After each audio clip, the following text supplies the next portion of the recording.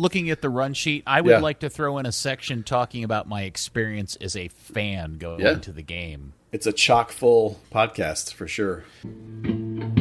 Yeah. Woo.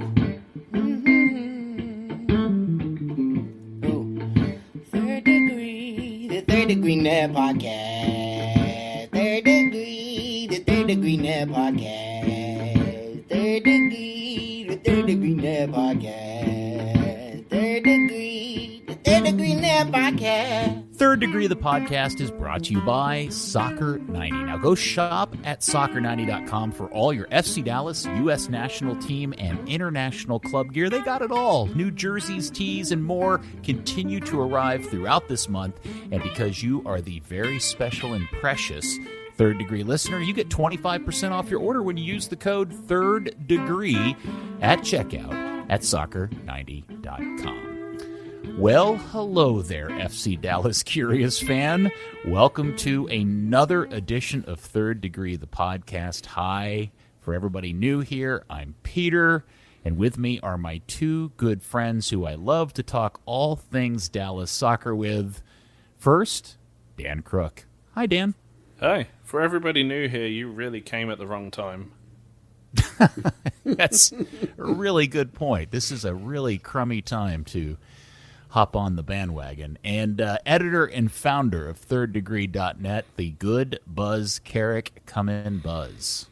Hi, Peter. I too would like to welcome all the precious listeners that are still with us. Hold on. I have a list of all five of them.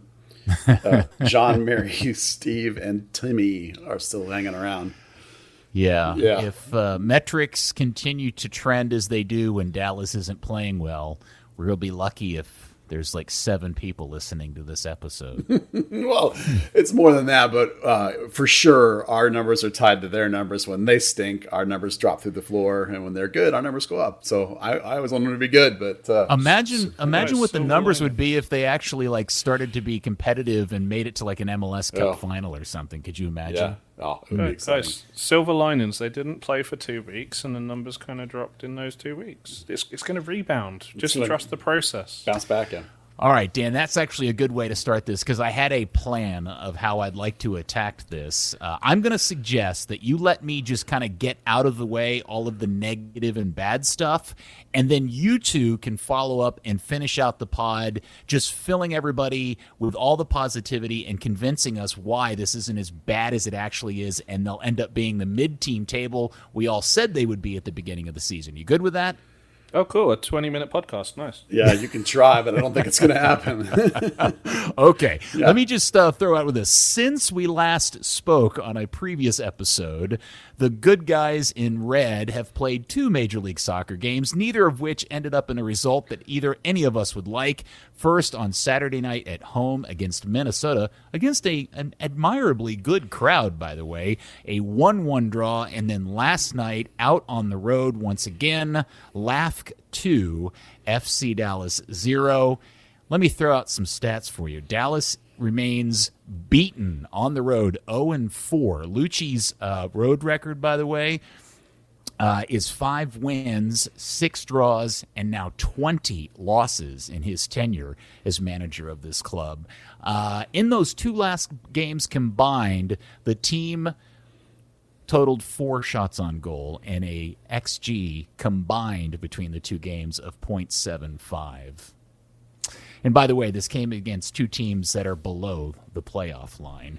And per the great original Burn fan Dustin, they now are only a mere point off the historic worst ever season in Dallas club history from 2003, the South Lake debacle.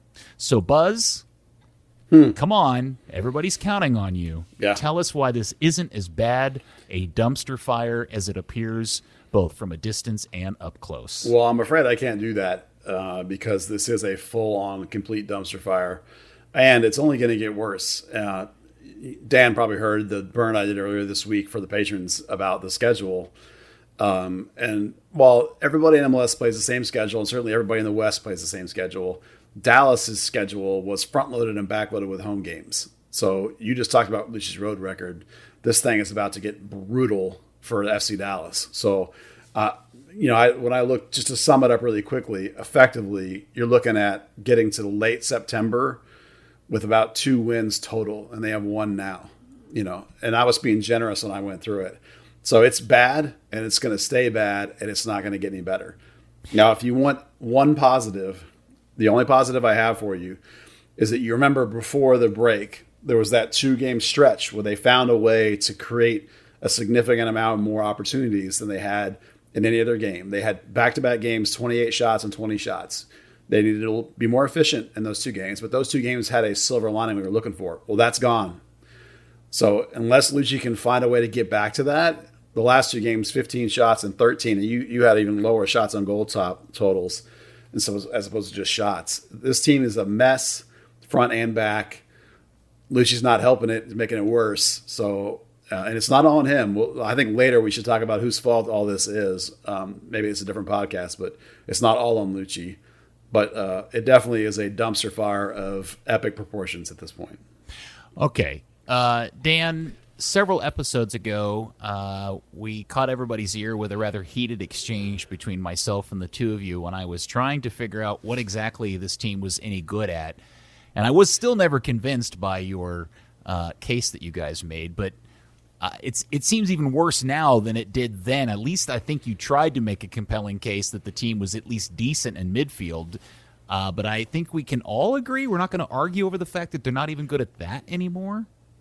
Did they have a midfield yesterday? Fair point, my friend. I mean, I actually asked Jimmy Maurer in the press conference last night, you're in goal, you got the best view in the house, your centre-backs disappeared, your centre midfielders disappeared. What on earth happened in that central channel? And he was just like, you know what, I don't know. Guys have to try harder. Buzz, you said that you don't think this is all Lucci's fault, but considering the seemingly never-ending amount of formation changes, tactical changes, not just over the course of the season, but within an individual game, and some of the odd substitution decisions, I know you're saying not all of this is Lucci's fault, but man, a whole bunch of it feels like it's really laying in his feet. Yeah, he's not helping himself at all. When you're not a good team, which this team clearly isn't, you have to find a thing you're good at, something you're good at, some way that you can play that is functional. And I suppose that the reason he's trying all these different things is because he's searching for that, but he hasn't found it. I mean, I thought 3 weeks ago before the break that he had found it. There was this back-to-back games where they did the right thing. And even in the Minnesota game, when he had this, for some reason, after back-to-back good games, he changed the formation and used Ricarte as an off striker. And that was instantly a disaster. He recognized what had happened and he changed it. And so the second half looked like those previous 2 games. And that game, they had 3 shots in the first half and then 12 in the second half. So he recognized the issue and he went back to it. But then he proceeded to go out to LA and play 3 at the back and change it again and mess it up again. So, definitely isn't all Lucci's fault. But at this point, Lucci's in his own head. And whether he's listening to too many different people and not confident enough in what was working, or for some reason he can't figure out how to take advantage of what was working, the silver linings that were there literally a month ago have vanished. Now, if he can get some of those silver linings back, maybe they can climb up to the table a little bit, but there's not anywhere near enough stuff left in this team. And this is where some of the other blame comes from, to make like this radical swing and all of a sudden be one of the best teams. That's not going to happen. You're going to maybe make this team a tiny bit better, but you're not going to revolutionize it overnight and compete. Let's go back and kind of talk about the games individually, and I'll talk more about my experience on Saturday, because it was the first time I had attended a game as a fan in a very, very long time. So I've got a bunch of observations and questions and thoughts about the experience overall. But the formation was weird. I thought his decision to start the game with O'Brien and Paxton on opposite sides of their normal positions, the decision to start Ryan on the right, they immediately threw the new guy on the field. I know he'd been there for a couple of weeks, but to start that guy right off the bat, Especially when you've got Nkosi having to play. All of these things just, to me, seem obvious coaching decision issues.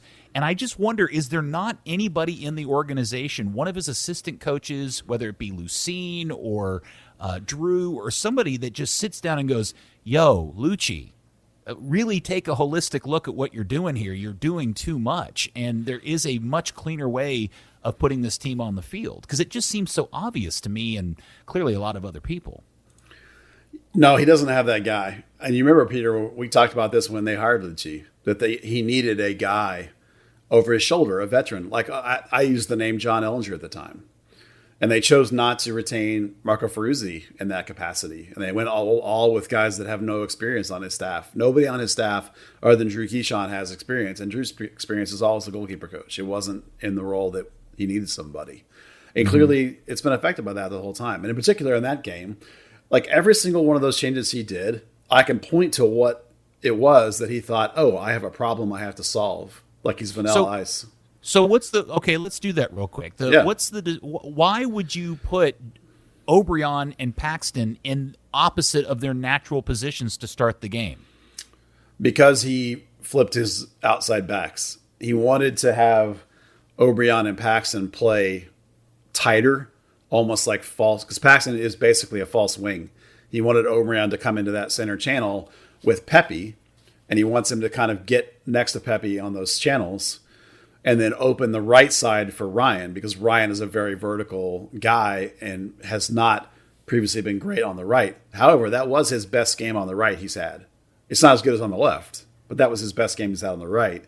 And Johnny Nelson tried to get forward better on the left than he ever has before. Now, it wasn't great. Don't get me wrong. I'm not suggesting that it worked. I'm just saying that's the thinking and the thought process that led to that decision. Just as he can point at the reason he flipped his defensive players, his outside backs, is because Eddie Munjoma has not been playing good enough defense. Eddie's not directly responsible for any of the defensive problems that they've had, but because he's not as good a defender, he's not back there, he's not anticipating, he's not helping out, he's not preventing a couple of goals that he could have helped prevent. So they want to change that, and they don't have any other option than to put Ryan over there. So everything they did, Lucci thinks I have a reason to do it, and it's gonna fix a problem. But then it doesn't. I agree with you. It's like, that's what I meant about, you have to just realize what you're really good at and stick with that thing. If something is working, build on that thing. Don't try and fix like 8 other things and become the best team in the league. Just stick with that thing and go with that thing and build with that thing. In this case, it was that altered 4-3-3 with the double 8 look that was creating all these chances, right? So, you could have changed the front line like I suggested he should. I remember when we talked about benching Hara, benching Vargas, which happened because he was out of town anyway. And because those guys had failed to capitalize on the opportunities. Well, he did that, and then he changed a bunch of other stuff. Well, that was contrary to the idea. The idea was give somebody else those opportunities and see what happens. And so then that was a blown-up concept, and the whole first half was brutally horrible. So then he had to change it, and then in the second half you saw it kind of working.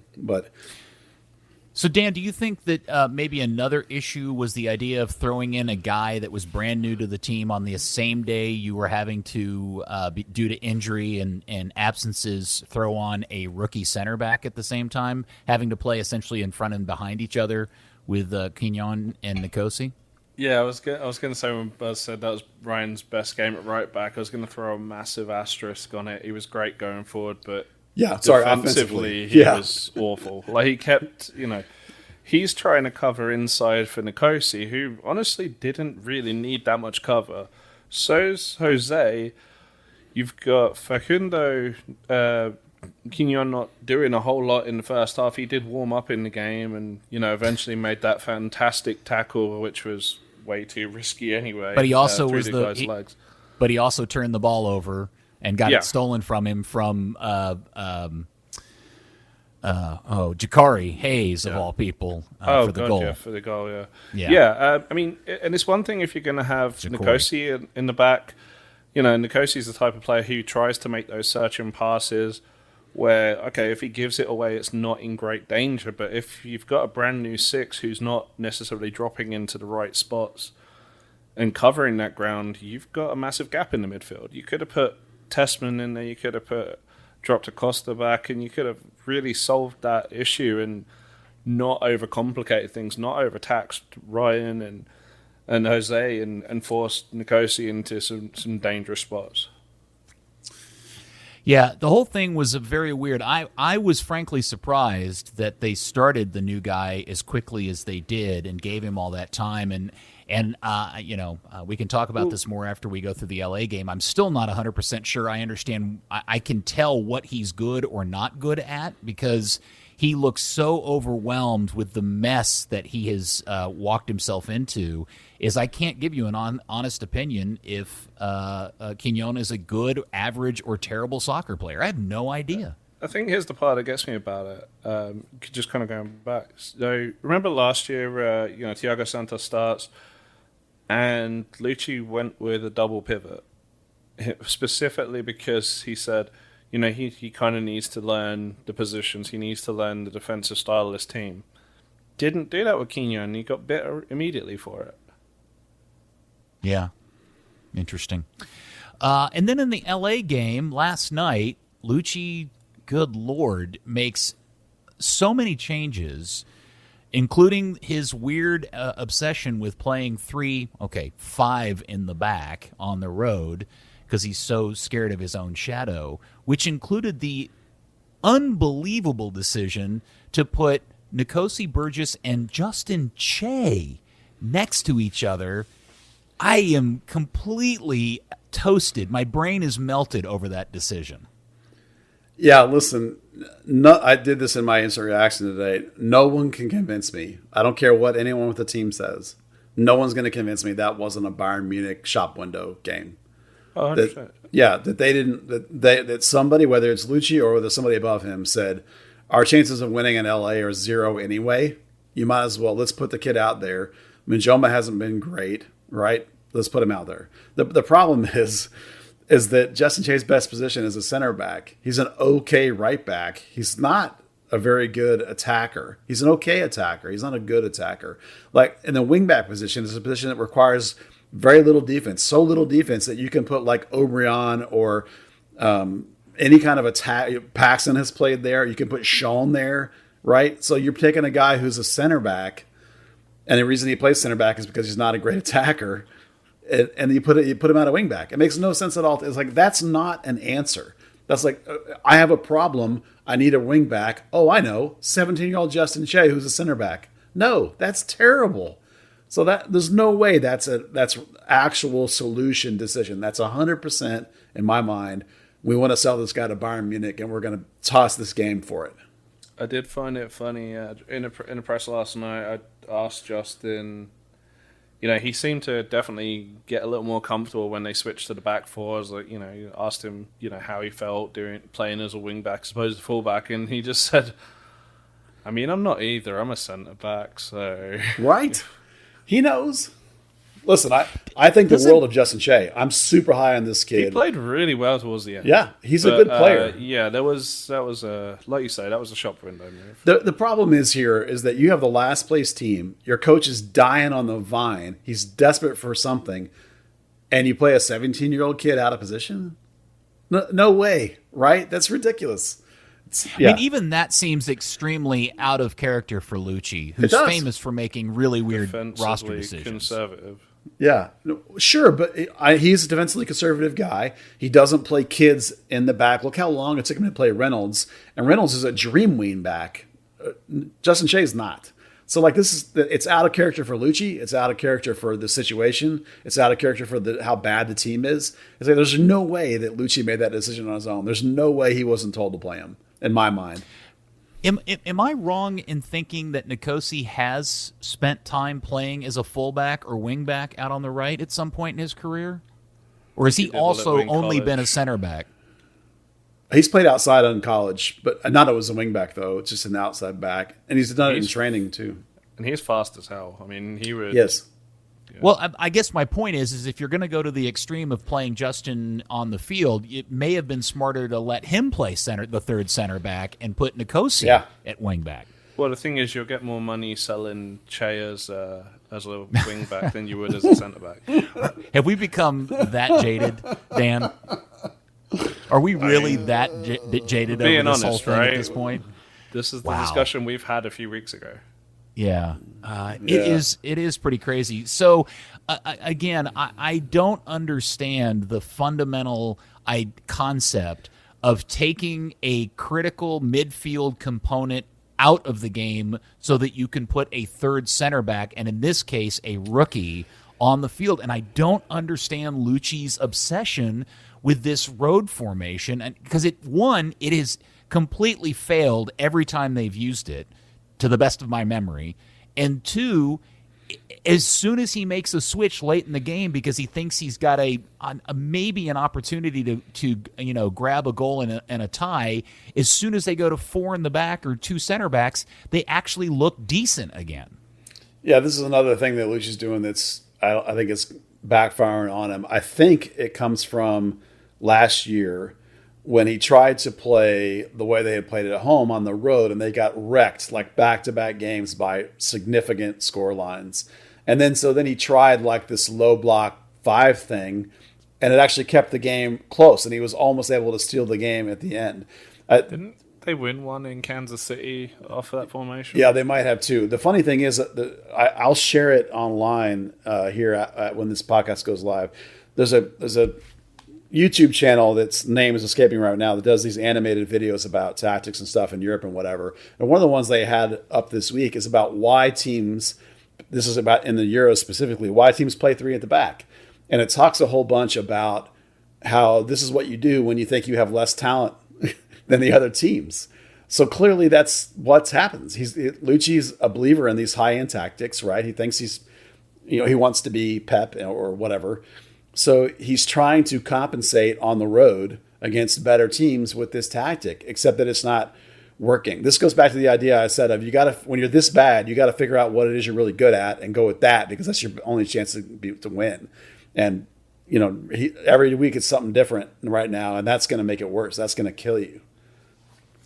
Yeah, the interesting thing about whatever formation they play, my biggest concern is that watching the team play in person on Saturday night, especially in that first half, and then what we watched last night, well past my bedtime, by the way, I'm still pissed about that, is the level of confidence across the board. Like, there's not one player on this team that appears to be playing with any high level of confidence. And when I saw it in person, specifically in the first half of the Minnesota game, the number of unforced errors and turnovers and panic clearing felt so much like MLS 1.0 that even when this team wasn't playing well over the course of the last few seasons, even with Oscar, at least they played with a little bit of a panache and passed the ball about. Now I don't even think they're capable of doing that on the regular. Well, I don't know if Dan will agree with this or not, but I think, again, that comes back to the idea of them trying to do too many different things. I often have people that are observers of soccer, whether they're other media people or whether they're TV people or they're coaches, say to me that all the national guys write this, that the Dallas guys don't look like they really have like a system or a method, particularly on the offensive end. And part of that, I think, is because of the fact that Lucci keeps changing the thing on him this time. When Oscar was here, Oscar had one way he played, and that's the way he played all the time. It was like there was never, like, once in one game out of 15, he might try something else, but it was almost always like, well, that didn't work. And we also used to get really frustrated that Oscar wouldn't change up the 11 that continued to not play well. Yeah, he would never change anything. So, but that's maybe there's somewhere in between. But it's if you're having trouble getting your confidence going, if things aren't working, like changing it all the time, that's going to make it worse. So, listen, I'm spending a lot of time here bagging on Lucci, and it's not all on him, but he's definitely not helping himself. The problem as well is, you talk to Lucci about the shape and, switching between a back 3 and a back 4, and he'll tell you all the, it's not a shape, it's just different roles. Players have to have different roles, whether it's a 6 dropping back between the centre backs or it's a third centre back, and who goes forward, who stays, who goes, where the wing, where the fullbacks set, whether they're wing or full. But the players, you talk to them, and that stuff matters. Ryan Hollinshead does not like playing left back and right back in the same game. And a few weeks ago, he had to play left back. He started at left back, went to right back, and then went back to left back. that sort of stuff screws him up. Yeah, Ryan's talked about how he doesn't like wing back. He likes outside back better. And that's a difference of like 10 yards. But to him, it makes a big difference. So like those little things, like Lucci's right about fluid tactics and roles. He's right about that stuff. But he's also wrong that base formations matter because comfort matters. And like you have to be able to do it without thinking about it. And so if it changes all the time, now I have to think about it. And that's a split second hesitation. And in pro level, that matters, man. The problem is that, I mean, tactical fluidity is amazing when you've got the players. Like Kevin De Bruyne, absolutely. Ryan Holland said, maybe not so much.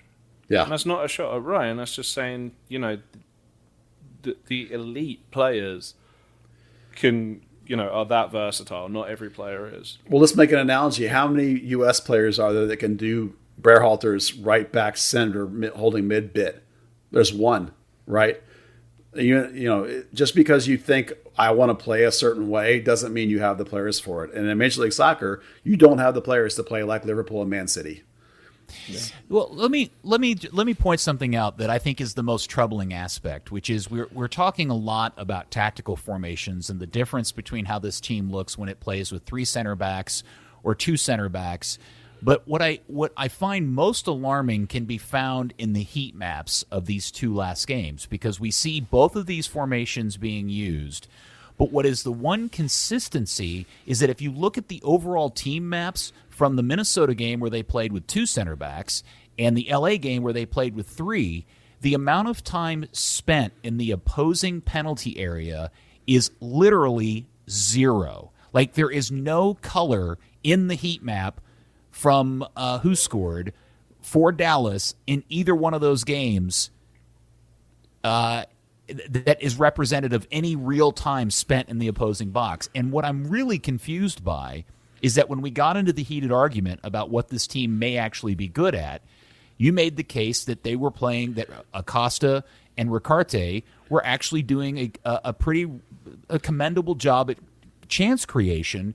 But that has dried up like the Southwest lakes. There's just nothing going on, and I don't understand. And I do understand, but Buzz, I'd like to ask you to explain to everybody what's changed. Well, this is what we were talking about a little earlier when we talked about the games before the international break, how good they were doing at that chance creation, which is when they had that at the time they were using what Lucci called it a 4-1-4-1. It's the same 4-3-3. They're just sliding people around a little bit. But Tessman's playing, in those games, Tessman was playing as a single 6, right? And it was a double 8 with Acosta and Ricarte. Acosta at that time was playing MVP ball. And Ricarte, for the first part of the season, and certainly in those couple of games, I thought in that role, when Acosta was next to him, he had less defensive attention Ricarte did, and he was more free and able to create chances. That's when he had that game with the 8 scoring chances, although 4 of them were for corners. Even if you just have 4, that's a remarkable game. So there was a 2-game window there where they looked great, except that no one up front could score for a damn. Now that all went away. The first reason it went away was in the Minnesota game, because Facu was here, the new guy. I love that version of his name, by the way, Facu. Like he's the guy from Necessary Roughness, or what movie is that? Is that an official pronunciation or Buzz's pronunciation? No, Facu. Matter of fact, I went to the pronunciation page and listened, and he says the Facundo Quignon. He says that. And he says or Facu. Great, okay. I'm on Facu. Yeah, right. Facu. I listened to it like 10 times to make sure I had it right. So Lucci listed that game as a 4-4-1-1. Well, that means he dropped Acosta, sort of, in next to that guy, rather than putting him in as just replacing Tessman, right? So why are you changing something that wasn't a problem? Just swap Tessman for Facu, and then you're fine. So he changed it, and that left Ricarte on as a false strike, not a false striker, a withdrawn striker underneath Jesus. No, it wasn't Jesus. It was Pepe. Sorry, Pepe. It was Pepe. And since Ricarte got here, we've talked about how he's a deep playmaker. Why in the world would you play him as a off striker? Because he immediately just drops back into midfield where he wants to be and left Pepe on an island by himself, which is worthless. And now you've got, because he dropped deeper, well, Acosta thinks he's supposed to be back there behind him. So Acosta dropped deeper, and all of a sudden you've got nothing in the midfield. So it's like, just because you changed all those things, you now have wrecked everything that was working. And so then the next game, in LA, they go 3-5-2, sort of tried to fix that idea. He left Obrian on with Pepe as two strikers. Okay. He put Jesus in the hole as the 10, which, by the way, was the change he made in the second half of the Minnesota game that made it better, was he put Freya in as that off striker, which actually works. And then he had Acosta and Facu behind. Well, again, you've taken out Ricarte, so now you only have one guy in there, Acosta, and again, he thinks he's supposed to be covering for Facu. So again, it's not working. So all those things that I just talked about for 10 minutes stopped and broke the one thing that was working. So it's no wonder that they were a mess for 2 games with all that. All right. Sorry. No, that's an excellent explanation, and I think will help a lot of people understand what has changed, because it's certainly, for as badly as the results were going early in the season, again, there were little hints and glimpses that maybe there's something in there. But the last 5 days really feel like, especially coming off a break, it's very disappointing to see the team come out playing this poorly. My biggest concern, Dan, I'm interested in your perspective of this. One of my big worries about this is the impact that it has, because again, this is a team filled with young up-and-coming players, is the impact it's having on a Paxton Pomykal, or even more so, I'm really worried about Ricardo Pepi, because we've done a lot of work here. Buzz is built around an entire brand around the hype train of Pepi, and I got to tell you, I haven't seen it, and I'm not 100% sure it's his fault. The team looks better when Hara's out there, and we've done nothing but dogpile on Hara all year. Is that an overreaction in any way, Dan, or do you sense maybe there is some knock-on effects for these young guys? I mean, I was actually getting ready to whisper Thomas Roberts' name, but whatever. The greatest. I mean, victim in all if this. the team can't play with confidence, how do you expect the young guys to? Does Paxton look even anywhere close to his normal self in the limited minutes he's gotten in the last 2 games? He was pretty poor against Minnesota, which is crazy because people were complaining that he went off. No, I mean he hasn't really looked himself, but we also knew he wasn't gonna look himself for a good while, other than in spurts. I don't know. So let me ask Dan, because you probably went. Dan, you went to the press conference after the Minnesota game. Just to reset the table, Paxton started Minnesota, played 45 minutes, and he and Ricarte were subbed out after 45 minutes, which I thought was weird. And I was worried because I had seen Paxton make a cross-field sprint, and when he was done with the sprint, he turned around and he kind of stretched. He did like a groin/hip stretch, and I thought, oh, shit. And that was closer to the end of the game, and then I was worried. Did we ever get an official reason? Was it an injury? Was it a tactical change that Paxton in particular was subbed out in the Minnesota game? I mean, no one asked. It was his first start in over a year. It was not a great half of football from him. He was among the 3 worst, least efficient passes on the field. So I think everyone just took it as, okay, yeah, that's kind of deserved. So we didn't hear anything about his health situation? No. No, just that he was fine. Yeah, he was fine. Yeah. Yeah. The only reason he didn't start the next game has got to be, I mean, even when I was trying to figure out the thing, no way he starts. You're not going to start the guy 3 games in a week after coming through what he's come through. There's no way he was going to. Well, he didn't play. He played 45 minutes the week. I know. It doesn't matter. I'm not starting Paxton 3 games in a week after coming off what he's come off. It doesn't matter how much he played. It's like, I thought there's no way in hell he'd play it. He's starting LA.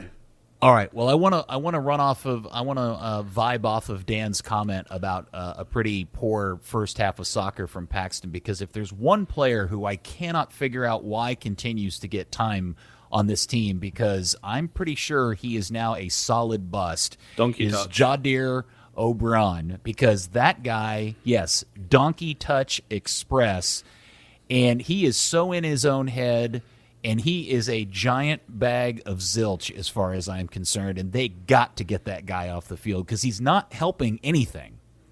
Yeah, the last 2 games have been poor. He is, however, Dallas' leading scorer. Just saying. Tallest kindergartner. Yeah, I know. But, and Paxton's their leading assist guy. Paxton and Ryan have 2, and Pepe and O'Brien have 2 goals each. I'm just saying. The problem is you had 1 shot on target yesterday or against LA. Your centre-back playing a deep cross to your left-back.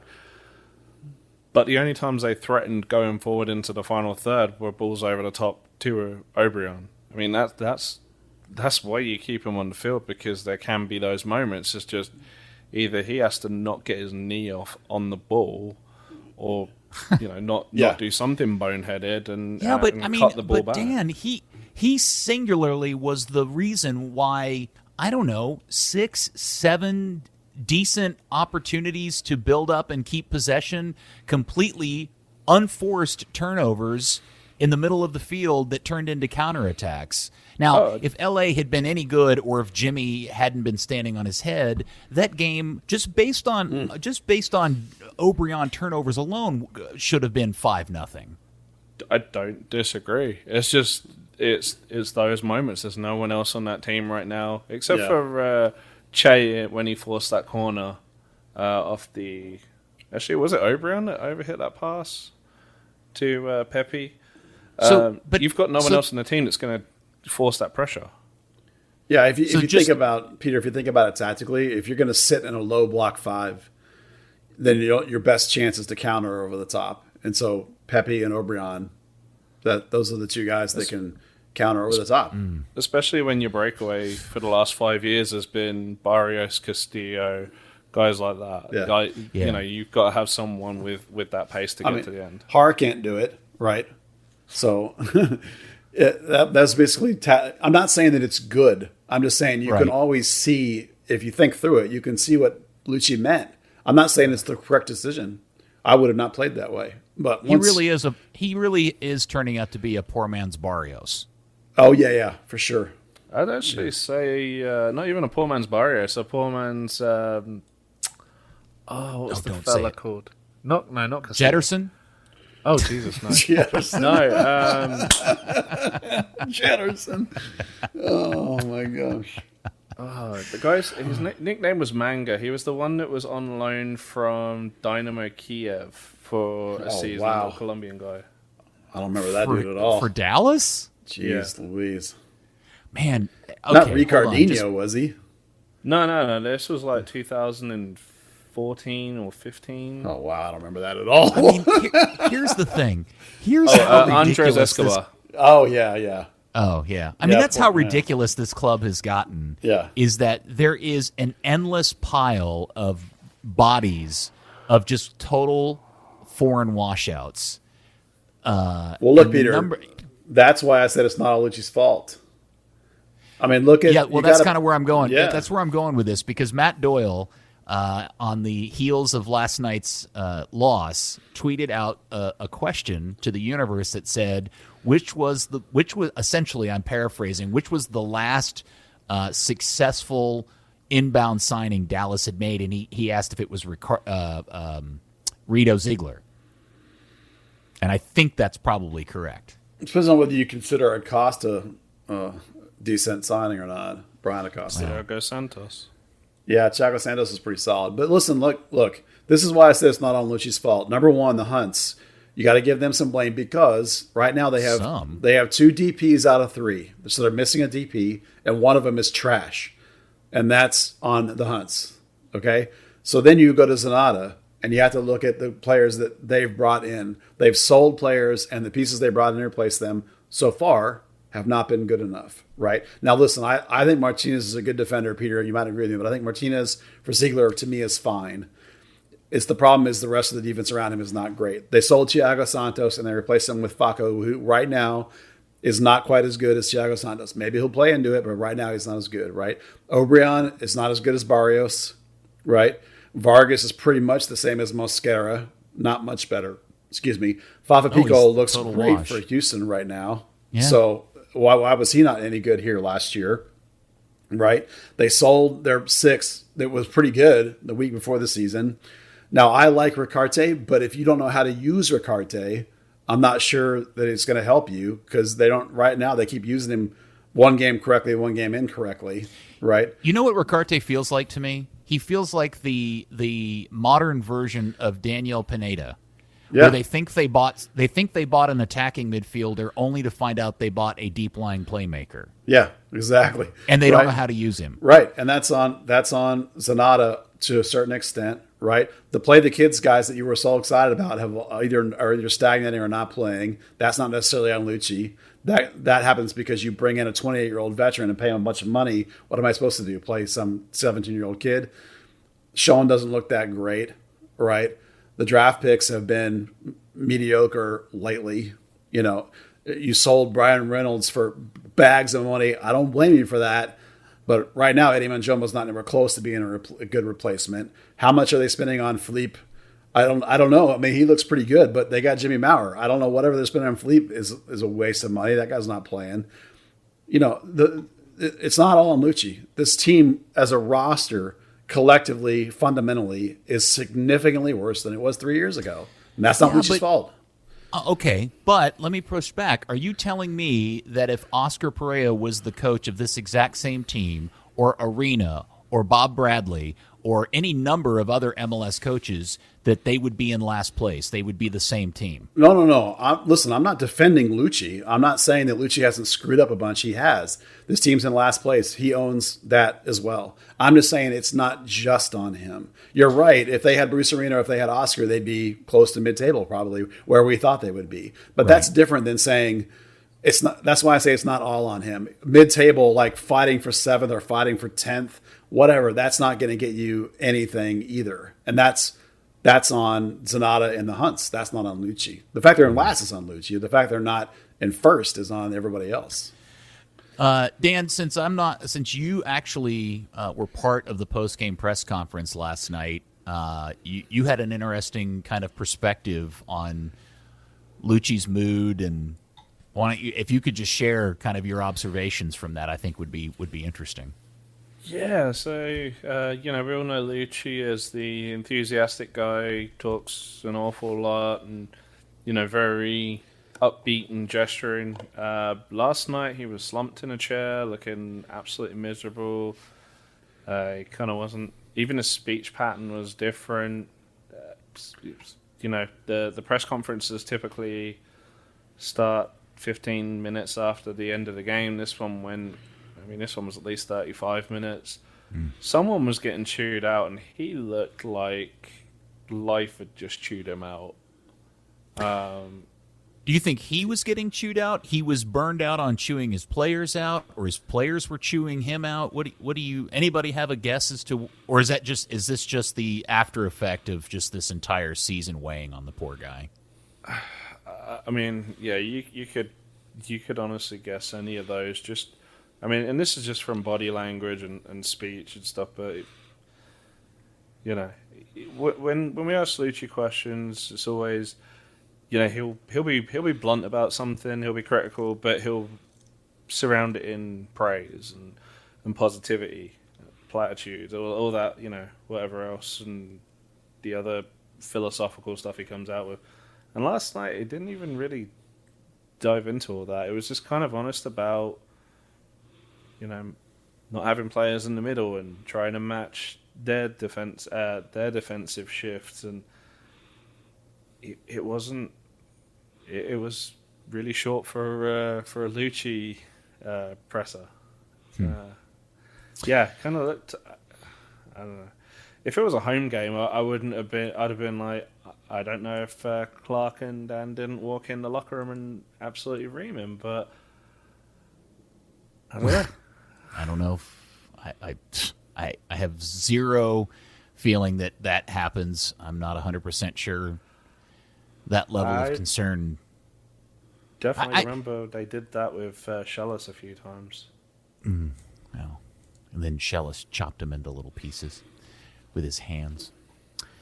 All right. Well, let's take a look at this schedule that Buzz was Oh my Lord, yeah. talking about. Because Sunday, they don't play Saturday. They play Sunday night back in Frisco. It's amazing to me they've only played 4 road games at this point.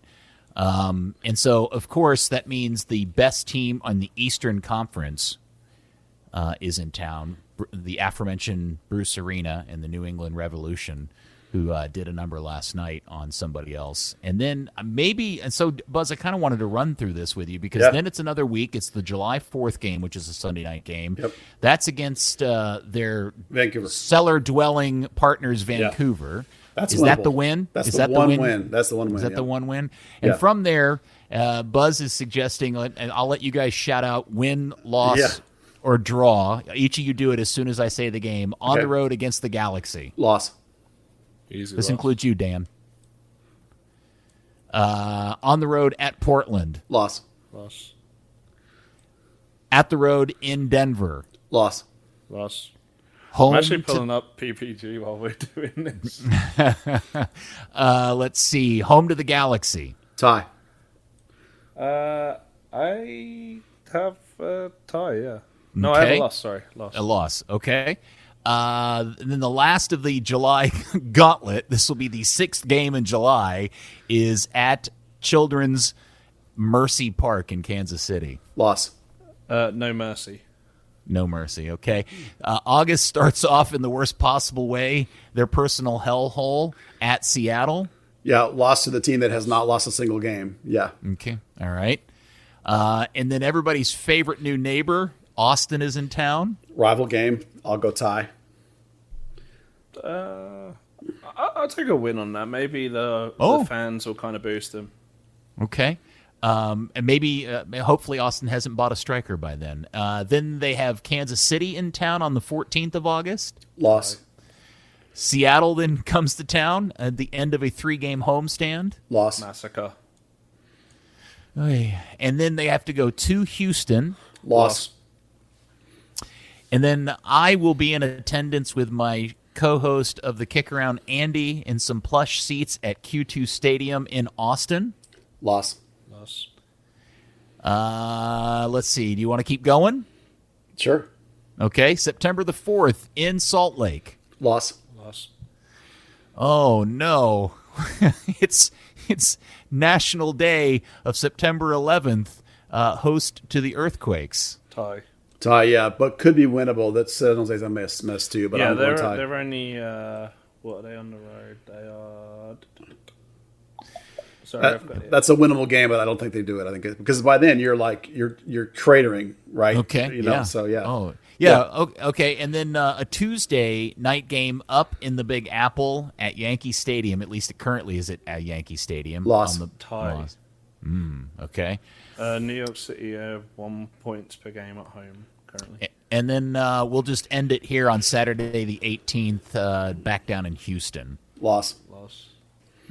So if I'm hearing this correctly, Dan is actually the optimistic one with two wins and 1 draw. Buzz, I think you have 1 win and maybe 2 draws out of that stretch through up until fall starts. Well, when I did the calculation, I gave them a tie on Vancouver on that last away game. But basically, I had them at I think it's 2-9 and something, 2 wins, 9 losses by that point. So the only other win I had them down for is LAFC if they don't get their shit together at home. Well, that's the thing. Is after that, you finish the season with 6 of 8 at home, and the front part of the season you just mentioned they've only played 4 road games. So that's the problem, Peter. If we want to put it in a nutshell, is they had a whole bunch of home games at the front, which they've blown. Which They blew them, and now it's without question. yeah. So now it's 12 of 19 on the road, which they never ever win, and their home games are against really really good teams. So you're going to get to that final stretch of 6 of 8 at home, and it won't matter. You'll be 2 and whatever, and no one. You're done. That's the thing. And We came into the season. It wasn't just there's a good there's a decent run at home to start. There's a decent run at home against crappy teams. Yeah. Good point. And the summer months are never kind to this club. Even in their best seasons, August, July are always brutal months for this team, but just for a whole host of reasons. And so, yeah, it does not bode well. We've asked this question on the pod in previous weeks. I'm just going to retake your temperatures individually. Dan, I'll go with you first. Do you think Lucci survives this season? Yes or no? I think it might be a jump before you push. Buzz? I'm going to say no. Originally, like we've talked about this a lot, I talked about how he was like the ultimate Hunt guy, right? The Preha and Hyman combo. This was their dude. But that gave him a lot of stability and a lot of leeway. But if you put up a South Lake level debacle, like one of the worst seasons in the history of the club, potentially the worst season in the history of the club, you're not surviving that. It doesn't matter. Now, listen, the Hunts screwed him by hiring him a decade too early. So I feel really bad for Lucci. He's in over his head. I like Lucci. I like his ideas. He was not ready for this job. Even if he saves this season and manages to turn this thing around, there's no way anyone will ever convince me that he was ready for this job. He was not. And this season he's paying for it. Yeah, I continue to, and I think we've talked about this because I get the show and the podcast confused. I'm still very interested in the influence of Zanata and where Zanata's support of Lucci is in this, and Zanata just quietly conniving in the background that maybe he thinks he's got somebody else that can do this job better, which may be an accelerant to Lucci losing his job faster than I think he would have if it had been, Muzi or somebody else in that role. Yeah, it'll depend on how much of the Hunt's ear he has. And so far, I don't know that his signings have really blown us out of the water enough to think that he's got super juice. But, he definitely was after Lucci, and Lucci was not his guy. So I'm sure there's a point at which he'll say, you got to let me have my guy that'll know how to use these players I'm giving you. And that's going to be the end of it for Lucci. Yeah, I think I put this in the Discord, which, by the way, if you are not a member of Buzz's Patreon and getting access to the Discord chat rooms, you're missing out. There's a fantastic conversation constantly going on in those different rooms. That was a lot of fun last night, too. Yeah, during the games, not during the games, during watching the Copa or the Euros, or just people asking questions. It's a really cool little community of people that Buzz is growing in there, and it's totally worth. How much does it cost to become a member of the Discord, Buzz? $5. Yeah, $5. It's totally worth it. Although I say that as somebody who doesn't pay to join the Discord. Yeah. Well, it's a perk. It's intended to be a perk for people who support us above the minimum. We love people that do the minimum because you get the third degree burns. That's great content too. But this is supposed to be special for people that come an extra level for us. And that's what it's for. I just want to put this here because I really do feel like a lot of this has been foretold and was obvious a while ago, because you just have to remember that this is a Major League Soccer team whose reins were handed to the infamously black sheep of the Hunt family to run, who then hired a guy with zero professional coaching experience and then hired a technical director who essentially his first words out of his mouth to the public was, hey, I'm glad to be here, but I don't know much about this league or its players. It was never a recipe for success, right? I'm pretty sure his second words were also, I'm here to find destinations for players. Yes. He didn't. Yeah. And you got a coach who continuously calls this a selling club. Developmental club, a development club. Look, it is... And it starts at the top. I didn't give this team the nickname of the Huntsman lightly. I meant it. Everything that you see that is represented on and off the field, which we're going to get to here in a second, is 100% a byproduct of Dan and Clark Hunt. Period. The end. Yeah, we've been talking about this for 20 years now since the Hunt took over this. I think it's about right when they took over this team. The idea for them, they called this their legacy of their father. They got rid of the other teams and they kept this one. The key to them is survival long term. That means revenue, right? They found the first revenue stream was the academy youth clubs. That all funnels money in. Then they found a second revenue stream, which is we can sell players. So those are the two things they're trying to maximize: the ability to have a large youth setup, not just academy, the whole youth setup, and then sell the academy players. And I actually did a burn the other day on the idea that I think they'll have changed their opinion in a sense that because they're able to sell these youth players now without even using FC Dallas. They're selling them based on North Texas time. They're selling them based on these loans to Bayern Munich and whatever else, right? So they're almost going to realize that, man, we don't even need to play the very best ones we're going to sell with FC Dallas. We'll sell them sooner than that. And they're probably going to overreact on the next coach and swing away from this idea of play the kids even more and swing away to the idea of, oh, now we can just take the first team and try like a full level pro coach and maybe neglect the kids that they're not selling, your Paxtons and Jesus's. God forbid, I hope they don't do this. But you know how the Hunts always go too far back the other direction when they swing. So the structure of this club and the way it is has been building for 20 years to get to this point. It is what it is. All right.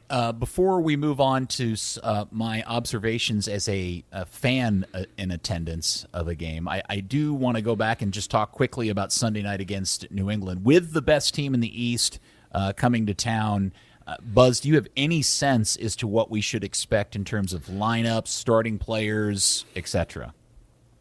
Well, when they have these games midweek, it really ruins any chance to practice in the sense of you can't implement a new idea, work on it for 2 days, and then implement it on the game because it's basically come home, recover, play, right? So there's no time to do something to develop a new concept. You have to go with the concept you already have. Now, what I would hope they would do would look back at that, what Lucci called a 4-1-4-1 that worked the best of the season. Look back at that model and try and use that model against the Revs. That's what I would hope would happen. But, you know, that honestly, like what Lucci will do, I really have no idea. You know, they probably saw enough with Justin Shea that they'll go four in the back and leave Justin Shea at right back and Ryan at left. As amazing as that is, Bresson's back, Martinez is back, Hedges is not available. Did Majoma die in a car accident or something we're not aware of? Well, you know, once he's not starting, then you have to build your bench for possibilities of like what I need. And like Majoma doesn't get you anything off the bench that you can't get from Ryan or Nelson. So, you know, there's no reason other than man management that you just destroyed Manjoma by benching him and then not even putting him in the 18. Other than that, wrecking the guy. Right. There's no reason to have him in the 18 other than that. I mean, he should have had him in the 18 because I'm sure Manjoma's now wrecked for a long period of time. But anyway, that's your back four in my mind. Facu, obviously. Acosta, obviously. I hope it's going to be Ricarte in that 8 look. And then I would take, because now Jesus played 90. So I would put Jesus at 9 and let Paxton and Pepe, because I thought Pepe looked pretty good as a wing the other day. That's what I would do. No, I don't think Luch will do that. I think he'll stick with Obrian. I think there's a good chance he'll bring back Frank O'Hara, and there's a good chance Jesus will be in the midfield instead. I don't know what will happen. Probably Paxton will be the other wing. So I'm not optimistic, and I'll have to think about it more over the next couple of days. But what I would do and what Lucci will do is very different. So good luck against the best team in the East. Well, it will be interesting to see how that plays out. And because it's Major League Soccer, who knows? Dallas may end up blowing them out 4-1 or something, just because it is the weirdest league in the entire world. Jesus hat trick. Yeah, something like that. You never know. So Sorry, I wanted did you say Jesus? Yeah, Jesus. Right, exactly. I did want to spend a little bit of time talking about my experience attending the game as a fan, which I did.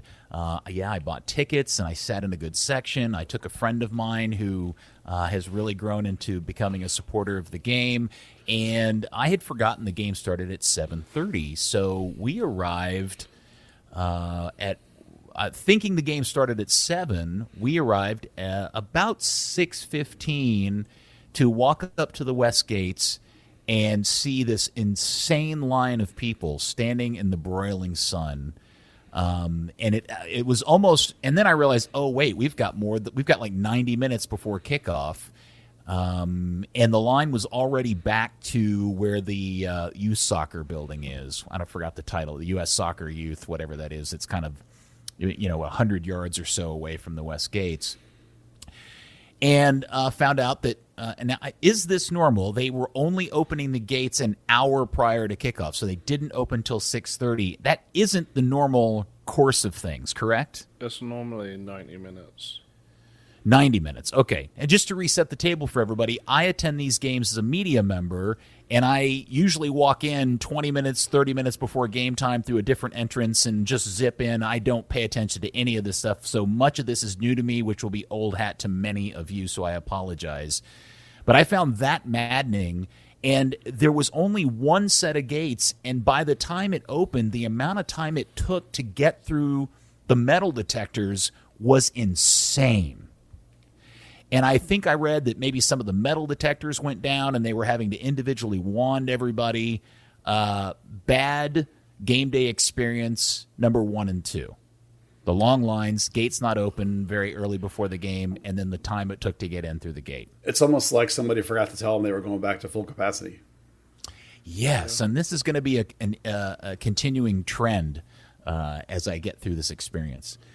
So as we're standing in line, I said to my friend, you know what? The Hall of Fame is here. We've got tons of time to kill.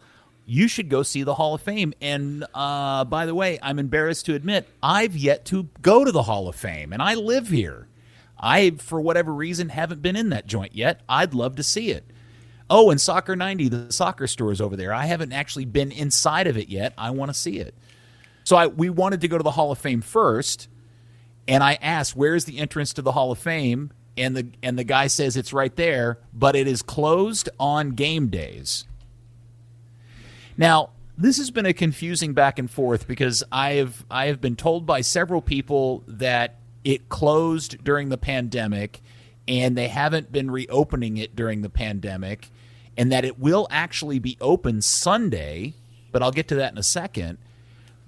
But it has in the past been open on game days, but it's still this very confusing mix. So I looked on the website the other day only to find out that, in fact, it will be open Sunday, but it's open from 12 to 5:30. Kickoff is at 8 o'clock. Yeah, they close it because they have to empty it out because they use part of it for the game day fan experience on the south end zone. That is the most ridiculous thing I've ever heard in my life. Like, now, if I wanted to go and have a game day experience of going to the Hall of Fame and then attend a game, I've got to go up there like 5 hours early. Yeah. And then I got to hang out and do nothing for what? Because they close it at 5:30. 2.5 hours? I mean, you could go over across the street and have like 4 burgers. Tailgate, yeah. Okay. Tons of free beer. So Problem solved. again, I am completely confused by this. I don't know why on game days the cost of admission to the Hall of Fame doesn't somehow include your ticket to go to the game. Like, if you want to go to the Hall of Fame on game days, you got to buy a game ticket too. That way it can remain open and be part of the game day experience, especially for people like my friend who was in from out of town.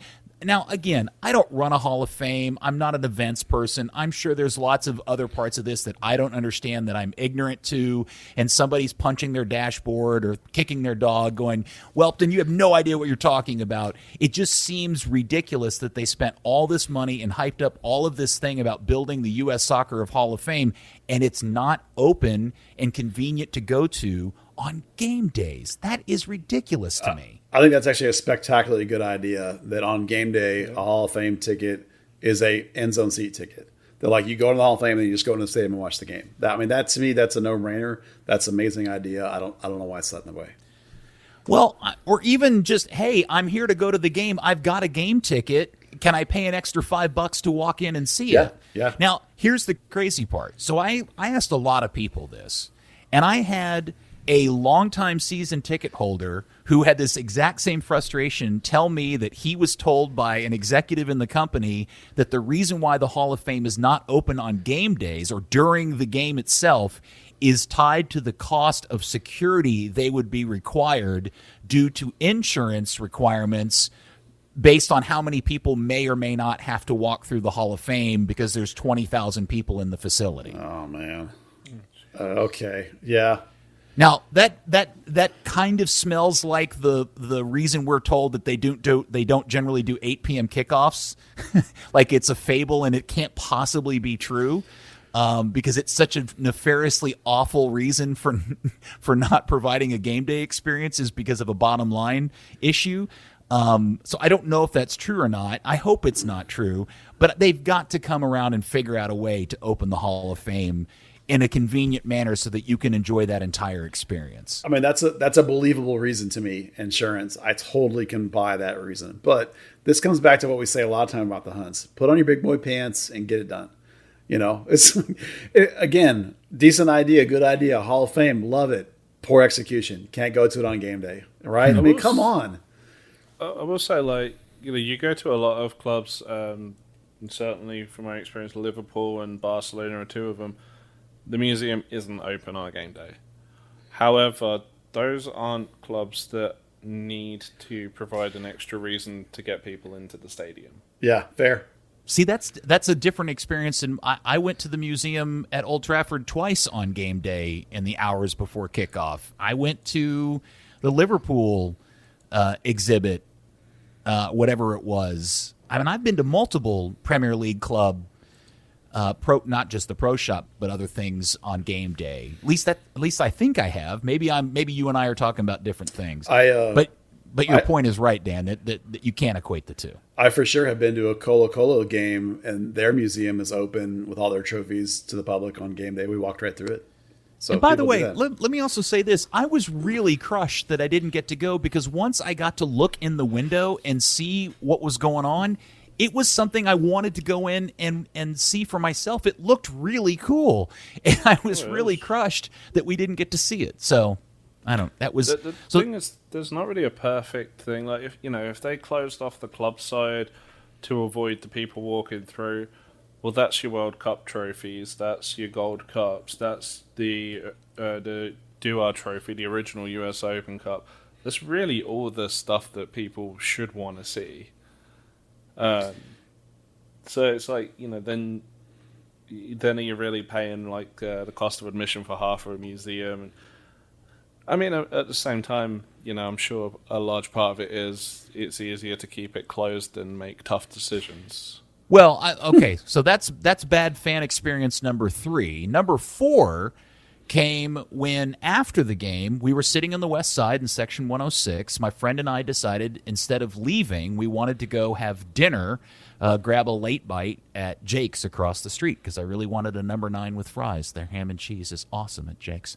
And so we walked out, and we began to follow the concourse back towards Soccer 90, which, by the way, I had stepped in before. I had never been in Soccer 90. Was delighted. What a delightful store that is. It's got a little bit of everything. They've got jerseys and stuff from all over the world. It is exactly the kind of soccer shop that Dallas needed, and I luckily I did not buy anything, because I could have spent a lot of money in that place. But as we were walking back, attempting to exit the south gates to go across Main Street to go eat at Jake's, we got there and noticed people walking away, only to find out that the south gates were padlocked closed. Yeah, I can't explain that one. So it dawned on me, you know what? They're doing the smart Vegas or amusement park thing. They're going to funnel us through Soccer 90. Right? Because that's what happens. You go to an amusement park ride, or you go to Vegas and you go see a show and you leave the auditorium. What do? They funnel you through the pro shop so that you buy some crap. So I walked into Soccer 90, and the guy said to me before I could even ask him, there is no exit from here. You're welcome to shop, but you can't exit out onto Main Street from here. And I said, well, then that one. Where are we supposed to go? And he said, you're supposed to go out the west gates. All right, there's an explanation for this? Yeah, so the locker rooms exit out onto that little path road thing outside. So you would have had the 2 coaches for the away team, and then people seeking autographs from whoever. So I know in the past that they would close one of the north gates off closer to the old locker rooms to sort of prevent something like that, and allow the egress of the players and the team bus. I think it's probably to do with traffic that can't control there. Possibly, maybe I would traffic control. I would somewhat believe, but I began to wonder if it's a manpower issue. Which again, we'll get back to another thing that I wanted to bring up. Buzz, you said it. It was almost as if somebody forgot to tell them they were going back to full capacity because the entire evening experience. Because I haven't even talked about the incredibly long lines at concession stands, the impossibly small number of people working the event. There was a part of me that was convinced that the Hunts overall, in terms of facilities management, were dealing with the issue everybody else is they don't have enough employees. Or the whole thing smelled like cost containment. Because the other thing I noticed was that when we went back to the west side, they only had one gate open. So if you know on that west side in front of the club, there's a series of gates. There's like 4 or 6 series of gates. Only one gate was open, and everybody was having to funnel out that one gate, and there was an attendant on either side of the gate. And I began to wonder if there's a regulation that says you have to have an attendant at every gate, so they only open one gate on the east and west side because they didn't want to have an attendant at every gate. I mean, I don't know the answer to that question, but I can believe it. I'm speculating based on what I witnessed. It was, if you're letting people go out on the west side, why not open all the gates instead of making everybody funnel out of one gate? The only thing I can think of is to try and not have everybody go out at the same time, or maybe they're looking to make sure you're not stealing something, or certainly having attendants at gates is not. I can buy that. I don't know. As far as I know, through the pandemic, this team was hemorrhaging money. That's what everybody around the team tells me. So it's not going to be a surprise to me that the answer is they're just trying to do as cheap as possible. Maybe they weren't expecting as much of a crowd as they got. I think they're probably going to get less people at the next one. So, Well, I heard that they announced 16,000. I would have sworn it was closer to 18.5. I thought it was one of the better attended games I'd been to in a long time there. I think I turned to John Arnold and I was like, I think this may be the first time they've ever been honest about an attendance. It's one of those ones that in other years they would announce at least 20,000 for that crowd. Yeah. It was crazy. So I was, all of that really blew me away. I took and posted a series of photos that reinforced my ingenious strategy of returning to the 8 p.m. starts, because by 8:15, even because in terms of where we are in the calendar, this is peak sunlight, right? In fact, we eclipsed that the day after the game. By 8:15, the entire east stands was in the shade. Not just the field, the entire east stands was now in the shade by 8:15. Just do 8 p.m. starts, okay? Yeah. It solves all of your problems. You don't have to build any more structures. You don't have to put up sunshades. You don't have to build a roof. You don't have to rebuild your light stanchions. You solve your baking people in the sun problem at 7 o'clock. Yeah. Other thing that I got to point out. Ooh, wonderful crowd. Go ahead. This is my This is my game day experience. And my friend, who by the way just graduated from college with a degree in sports management, he was the one that pointed this out to me. Although he pointed it out too, but it was already driving me nuts.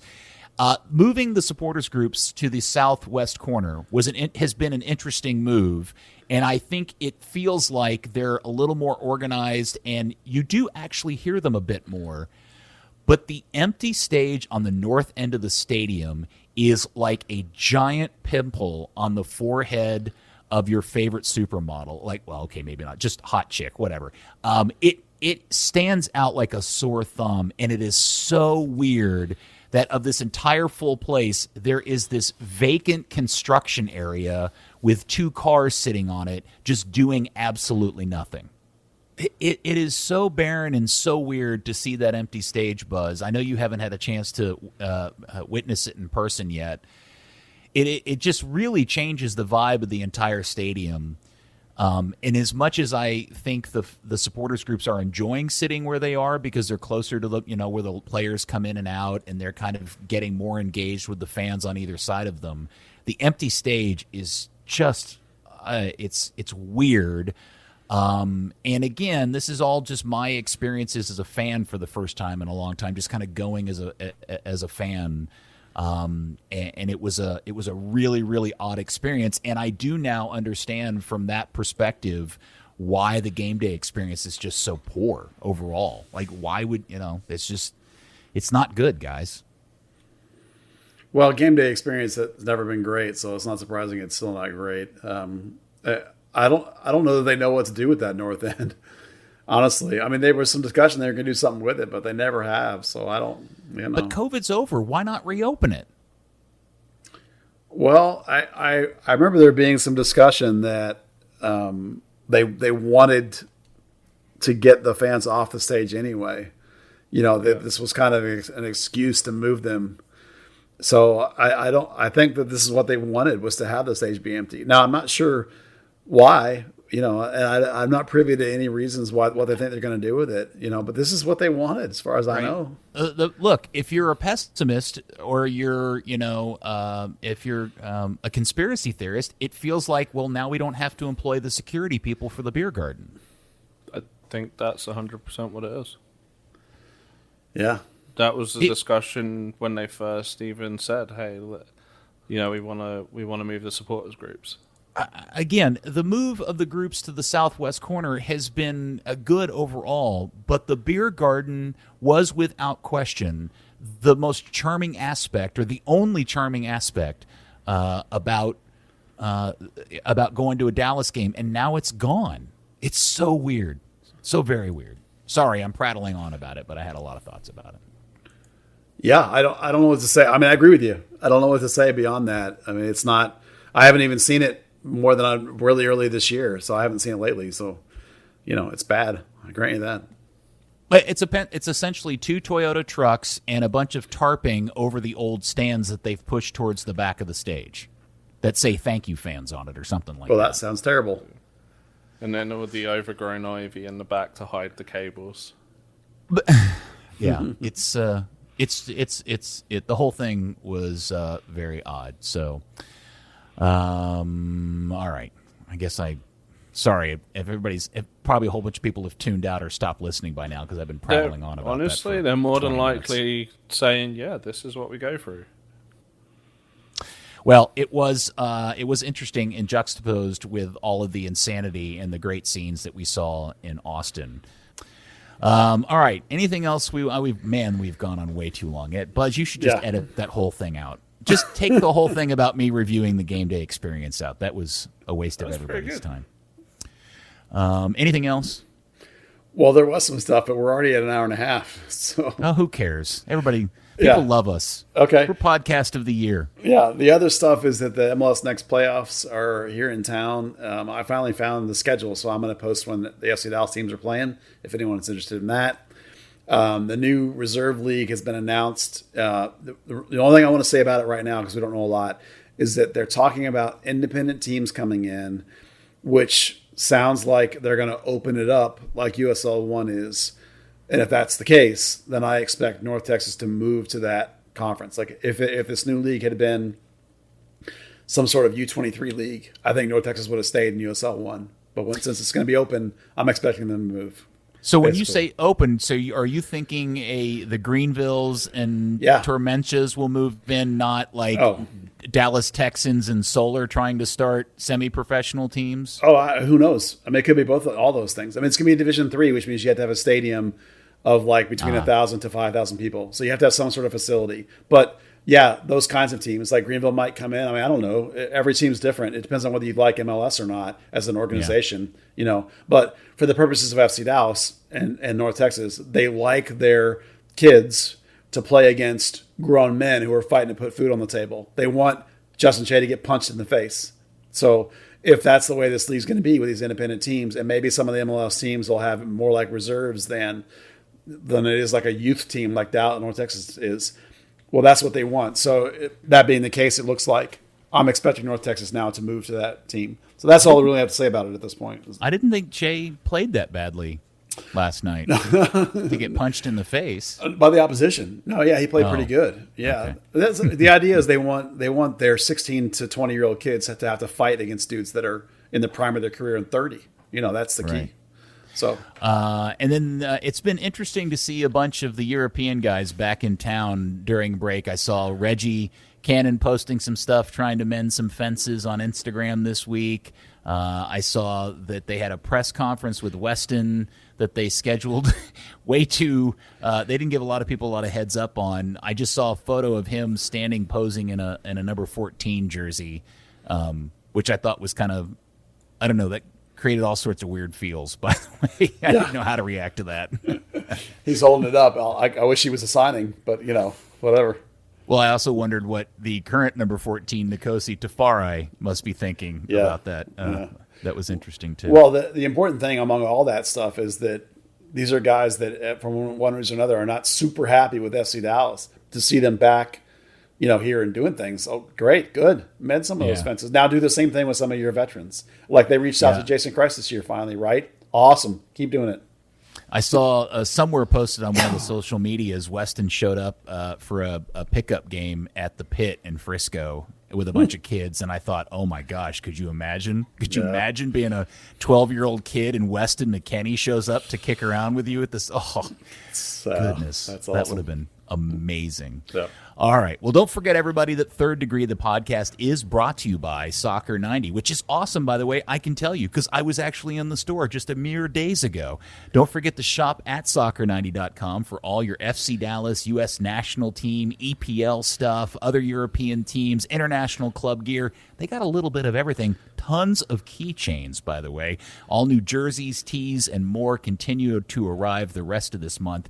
And because you are a dear and beloved Third Degree listener, we're going to give you 25% off your order when you use the code Third Degree at checkout at soccer90.com. Well, Dan, I apologize for boring you to death with all of my hot sports opinions. I enjoyed your fan experience. It was enlightening. I think it's definitely a great point. I have a feeling everybody listening to the pod is like, yeah, no shit, Peter. We've been dealing with that exact same thing for the last however many years. You're only now figuring this out? Why are you burning us up? Just telling us what we already knew, you knucklehead. Yeah. And, of course, your hero, my hero. Buzz, thank you so much, man. Glad your trip is over. Welcome back to the real world, my friend. Yeah, thank you. It's nice to be back. Hopefully I can go to practice soon. That'll be good. And also, it's been a couple of weeks since we've thanked Pappy Check for the music. Yes, and definitely. Thank you. Oh, by the way, somebody in the Discord asked this. What Pappy Check is saying is Third Degree Net podcast. Yeah. They didn't know for sure, but you know how it's just next time when Buzz is playing this music out, Pappy is saying Third Degree Net podcast over and over, soaking it in your head like an earworm. It is an earworm. All right. Thank you, Buzz and Dan, and thank you, FC Dallas Curious fan. By the way, the person who posted the photo of them in their FC Dallas Curious shirt in front of the Austin Stadium, God bless you, sir. And we'll speak to you next week on another edition of Third Degree, the podcast. Buy the Americana shirt, 25% off. Chivas. Bacon. Ooh. Third Degree, the Third Degree Net Podcast. Third Degree, the Third Degree Net Podcast.